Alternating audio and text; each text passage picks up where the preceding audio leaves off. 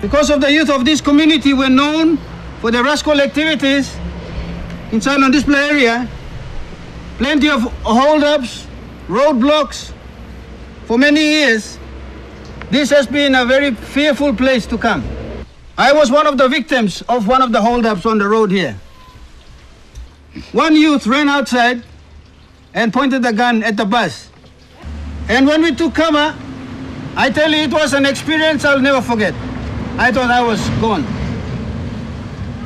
And I kept it a secret up until today because I felt this is the most important time to share it with you.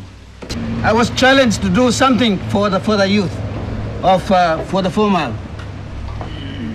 Even if they point a gun at me, I have to try my best to come down to your level and talk to you. Today's gun surrender program is called Gun for a Bible.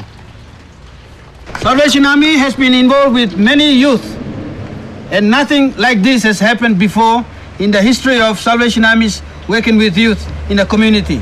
So we are breaking history for this moment as we look towards another year.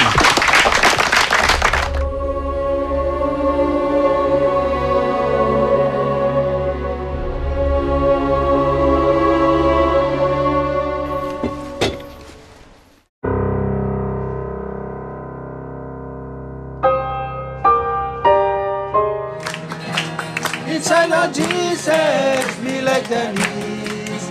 Inside Lord Jesus, be like the knees.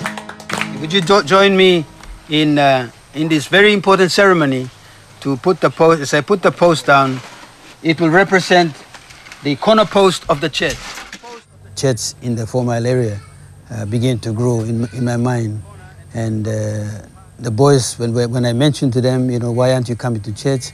They said, we want to have fellowship at our own church. And so this type of initiative came up.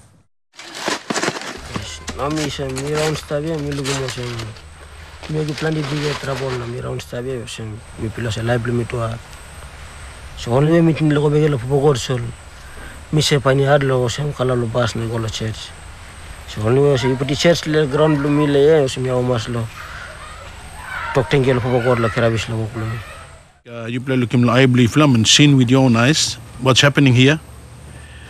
Salvation Army is doing a great job because it's helping to curb the crime in that area. They bring God's word in there. But if they can, you know, if they can help put this youth out of the street, like smoke taco box or chicken project, even rice project, that would be very much appreciated by people like me. Because as I talk to the youth, all they want is employment. They want to work.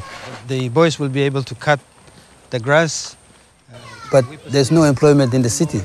So we have to now provide an avenue where we can produce our own area of employment. Maybe a fish farm, or maybe a farm where boys can be working in the garden and actually taking the crops to the market to sell. I guess that'll be one of the things that we would like to do, rather than give them a handout, have this handout mentality, but let the boys be doing their things on their own. But needs funding, of course it needs funding. And any form of funding through the self-denial appeal would be very much appreciated by the boys. It's a very hard life to live in a settlement, and the boys on the streets are almost living in hell. I wish I had all the resources available through our organization to support these kids one way or the other, to try and make a better life for them to live in the society.